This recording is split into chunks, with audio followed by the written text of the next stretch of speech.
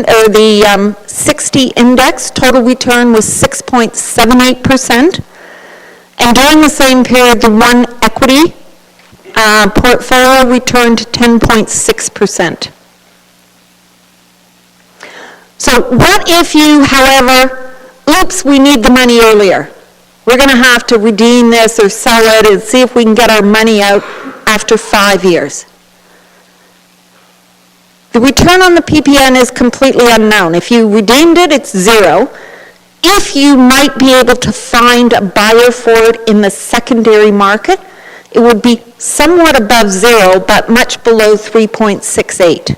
And that's an if, because they do not trade on an exchange. On the 5-year GIC, it probably would have been about the same.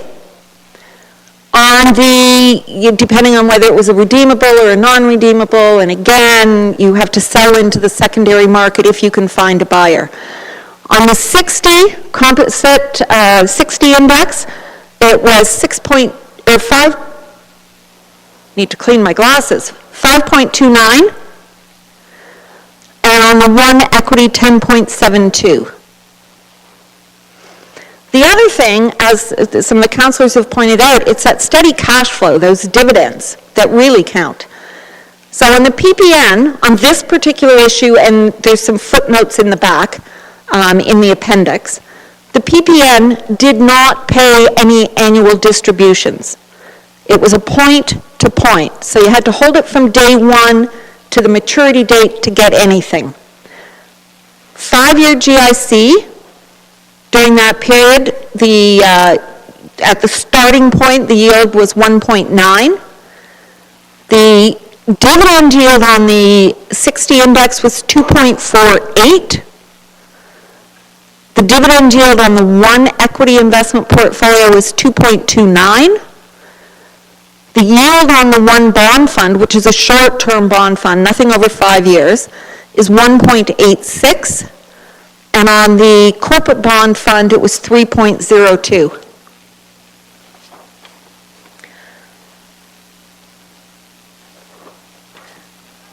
So, are there any more of those sort of technical investment questions before I turn things back over to Donna?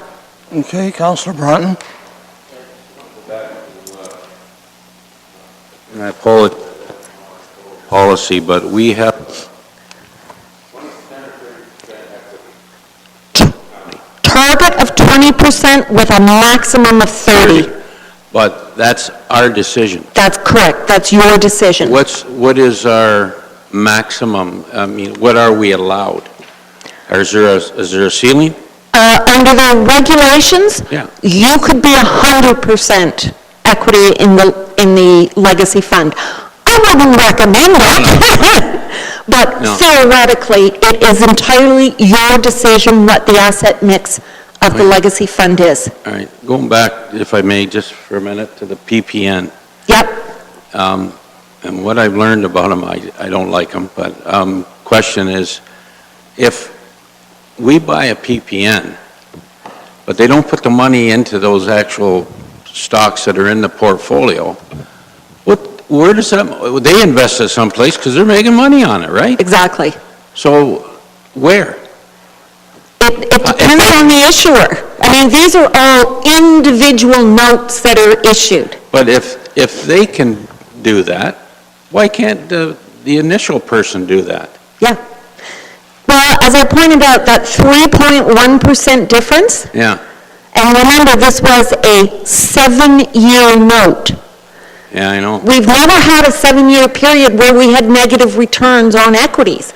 So you were paying, whoever bought that paid a lot of it for the insurance against an event that had not occurred in over 60 years. They're a very expensive product, but they pay, typically a PPN will pay the selling advisor a 4.5% commission. Oh, wow. That tells me. Okay, thank you. Yeah. Sorry. Mr. Oliver. Thank you, Mr. Mayor. And thanks for your part of the presentation. My question just relates to the principal amount of our investment. All of the data and presentations you're giving us assume all of our principal, whether it's 67.7 or 70 million point one, stays the same. Is there for whatever reason, should the county choose to withdraw a portion of its money from the legacy fund and use it for other purposes, is there a level below 70.1 million where the numbers start to change a lot? Or if we were only talking 50 million instead of 70 million, all of the same results and probably performances would likely be the same, if that makes sense? There's a couple of issues. Number one, first of all, in the bond market, we are in a rising rate environment. So when interest rates go up, bond prices go down. So we cannot expect going forward, say, the next 3 to 5 years, to have the same kind of returns on fixed income that we have had the past decade. Number two, if you hypothetically reduce the amount of the capital to 50 million, if you then told us that you still wanted to withdraw that 2.5% indexed, now you've got a much higher withdrawal rate that over long periods of time is not going to be sustainable. Okay. So if you just do it as a percentage, though, then the same principles apply. In the current asset mix, it's going to be very difficult to sustain it going forward with the level of income you want. But with a higher allocation to equities, then the endowment model would still work. James? Thank you, Mr. Mayor. I wanted to let the public and council know that through the municipal regulations, even with Bill 68, where there's some reform happening with what municipalities can do with investments. And correct me if I'm wrong, Kelly, but with the one fund, we're able to use the equity through them, whereas if we went separate, we wouldn't be able to use the equity investments. So Norfolk gets solicited all the time, hey, from different organizations saying, hey, we can do better with your investments. We can take some of your investments and work with it. However, they are not able to invest the same way as the one fund is. So I wanted to point that out, that because of your establishment, you're able to do more with our money than someone else. And having said that,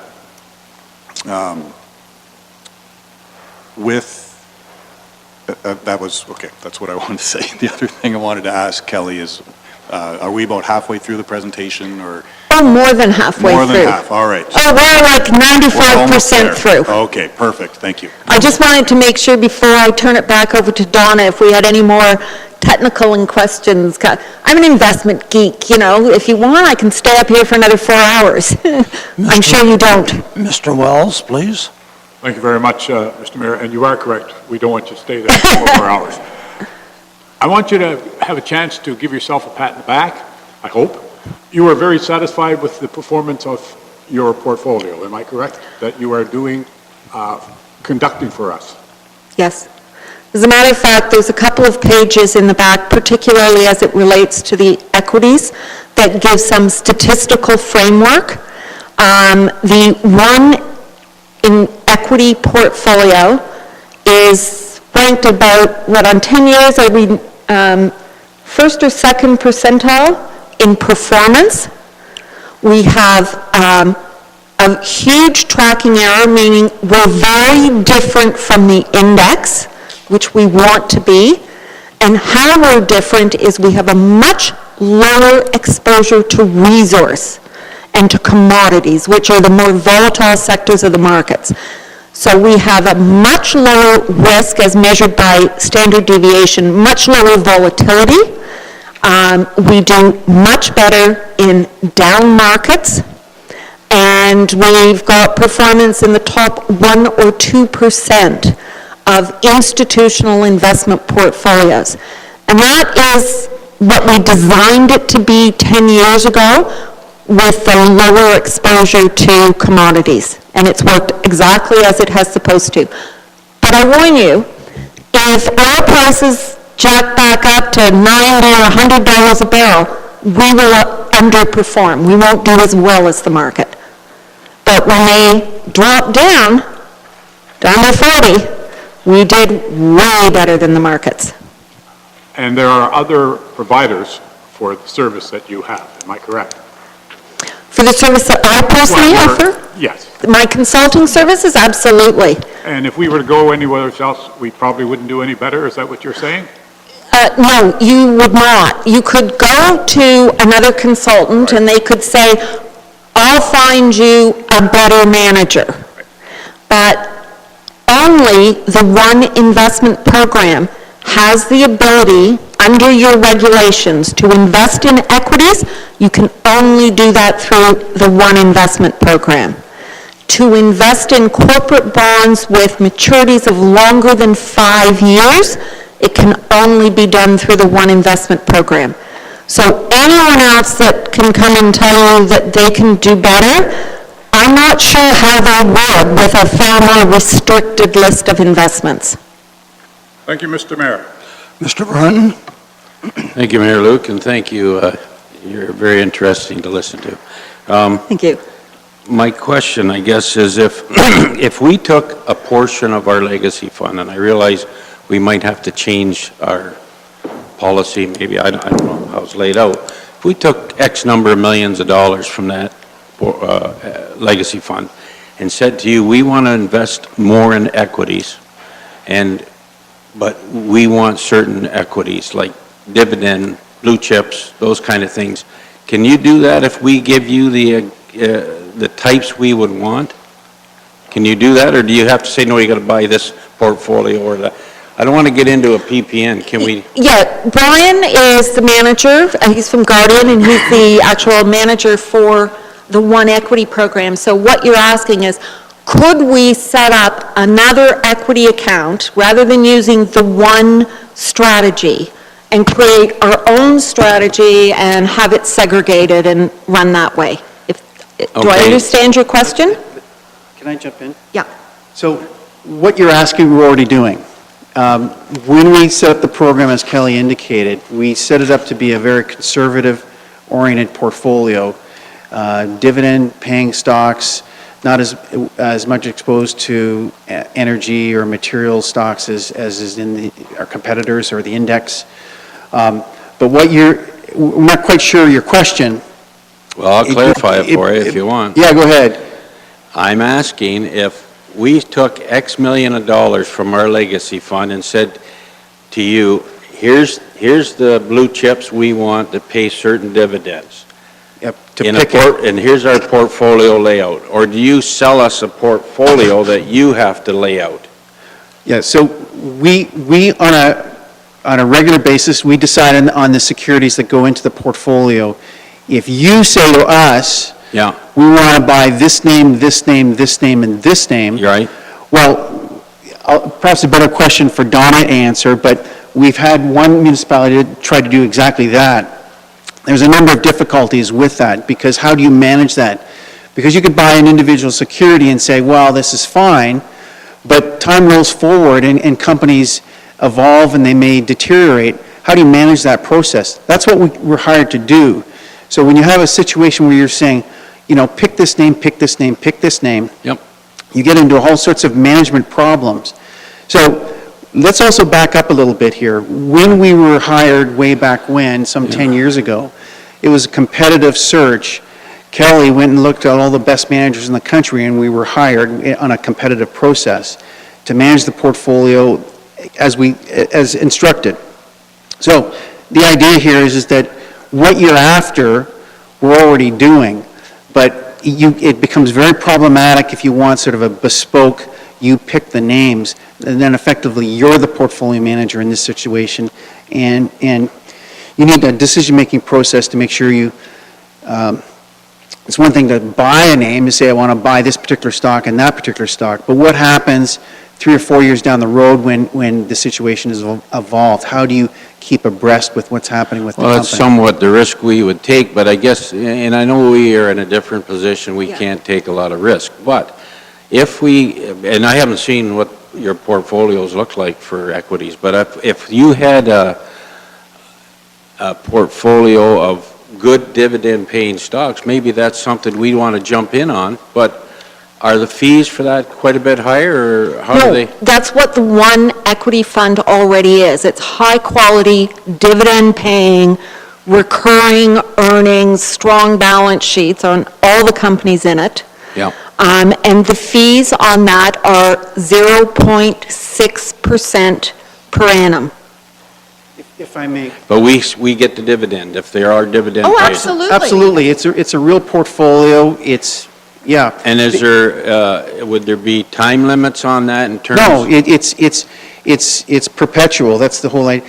The whole idea behind the one portfolio Yeah. is to bring municipalities together to sort of access firms like ourselves Right, that individually you couldn't hire, either because you wouldn't meet our minimums, or frankly, you couldn't do it because of the regulations. Yeah.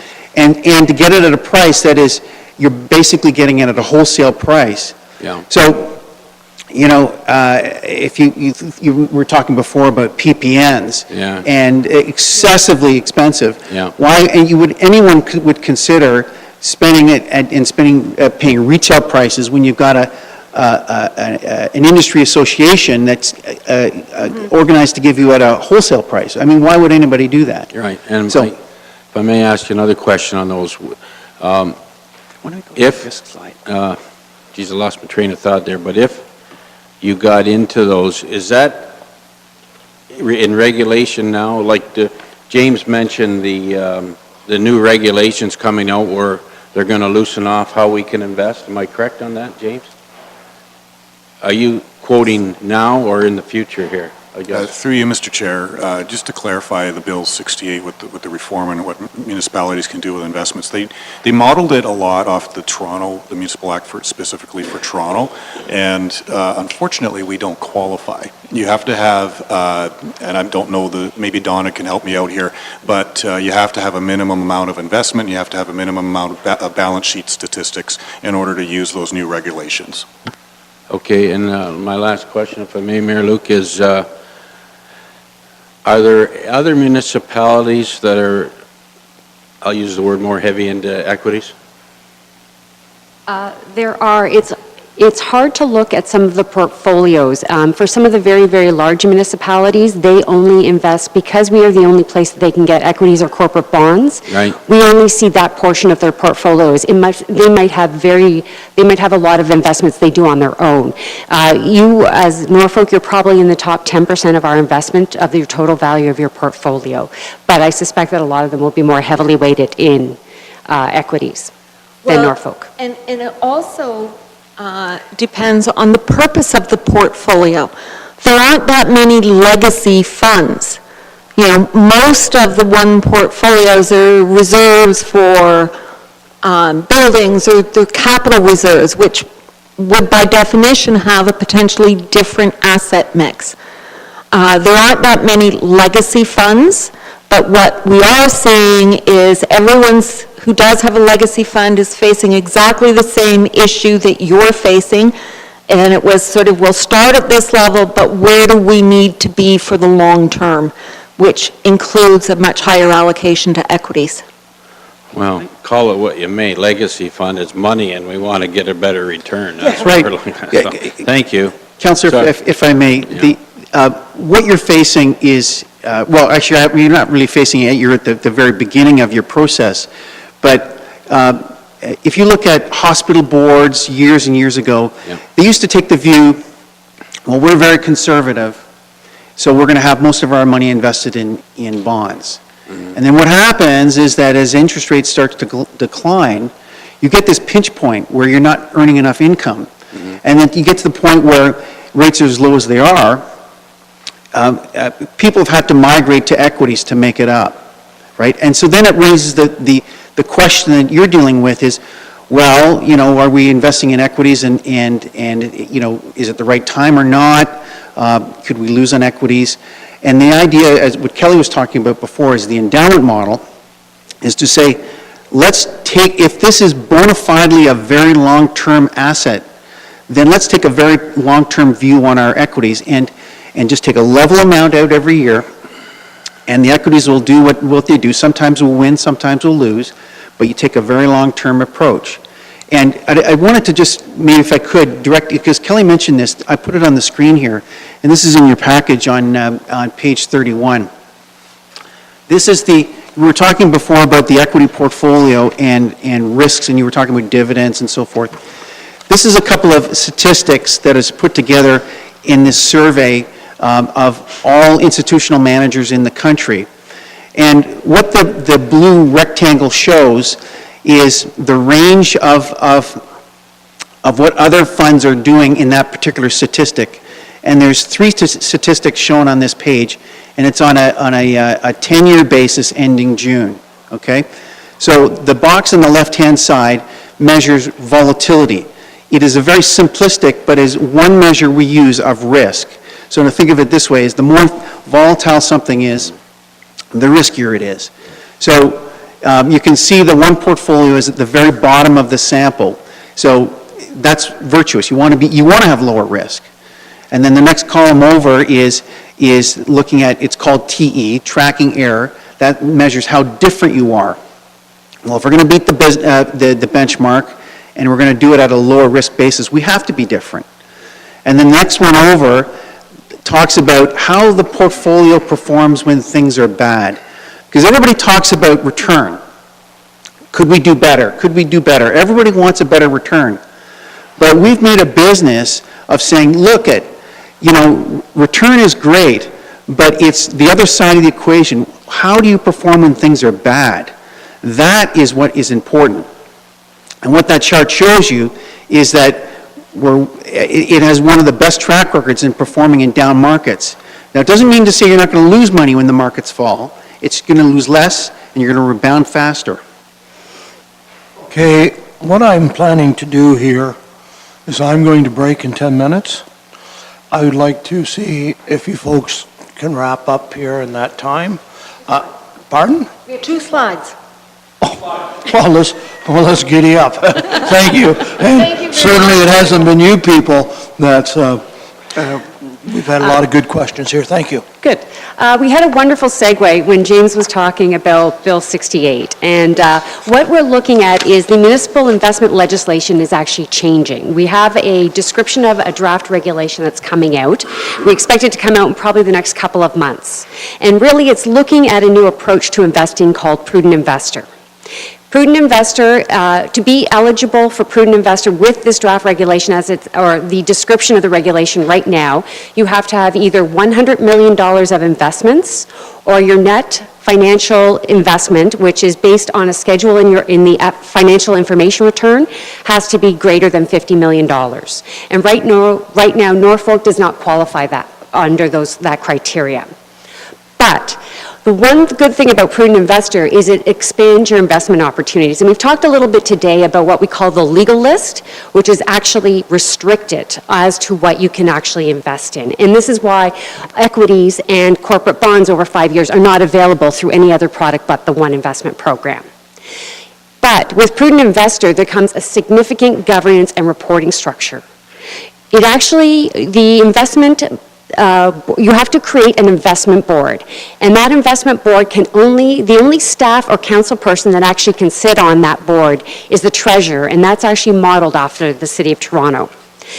But the one program is actually working with the legal staff to actually create and provide legal advice on how we're going to implement Prudent Investor across all municipalities. As well, when I talked at the beginning, I talked about our Investment and Peer Advisory Committee. Those people are going to be critical on how we design products going forward that are attractive to municipalities.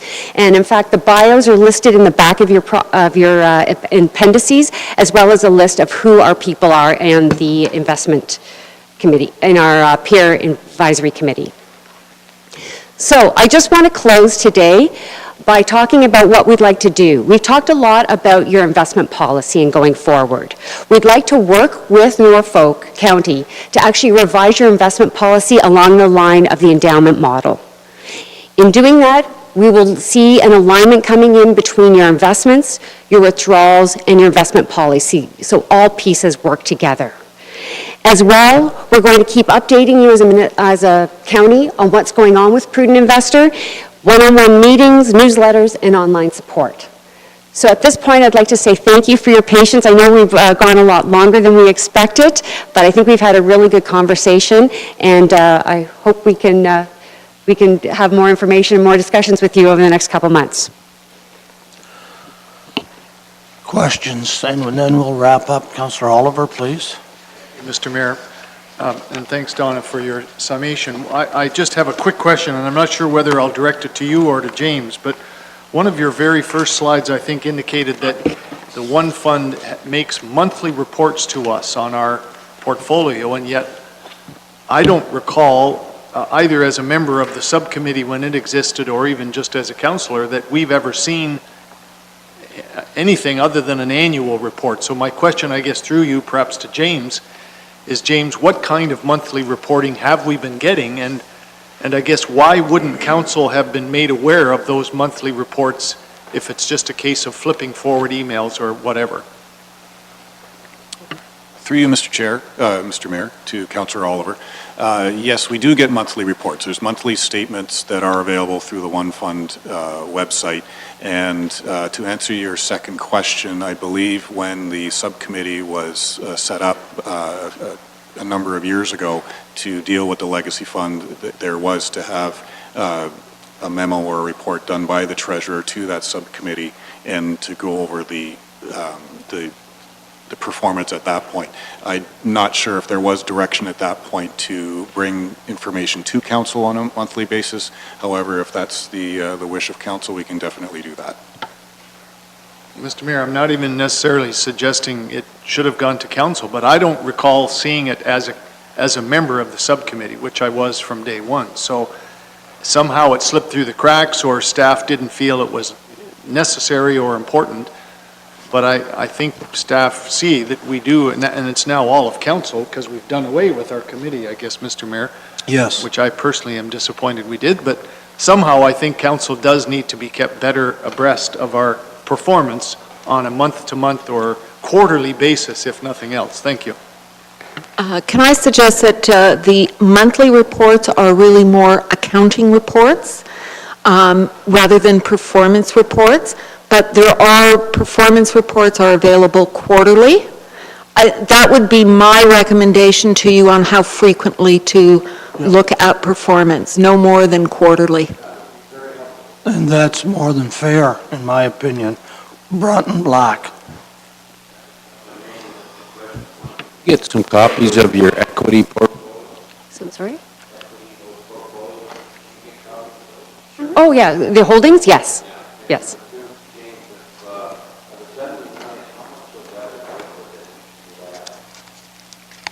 Can I?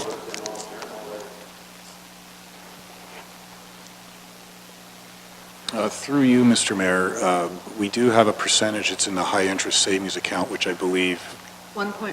1.1% is in there, and then the rest of the asset mix is in long term.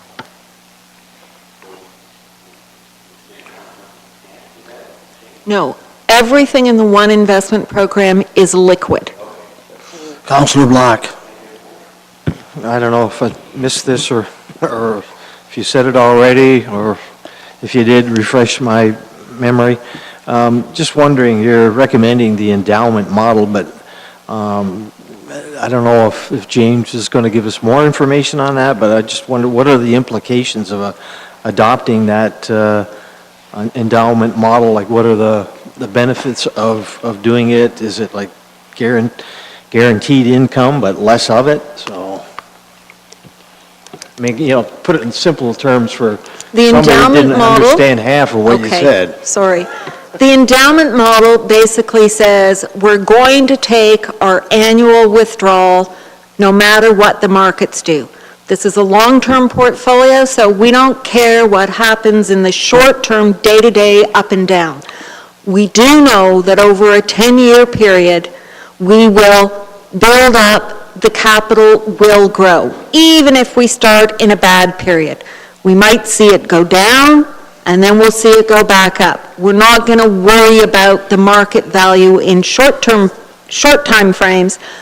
we're just going to go with the 10-year, long-term, but we will annually take our disbursement rate, our disbursement amount. Can I add to that as well?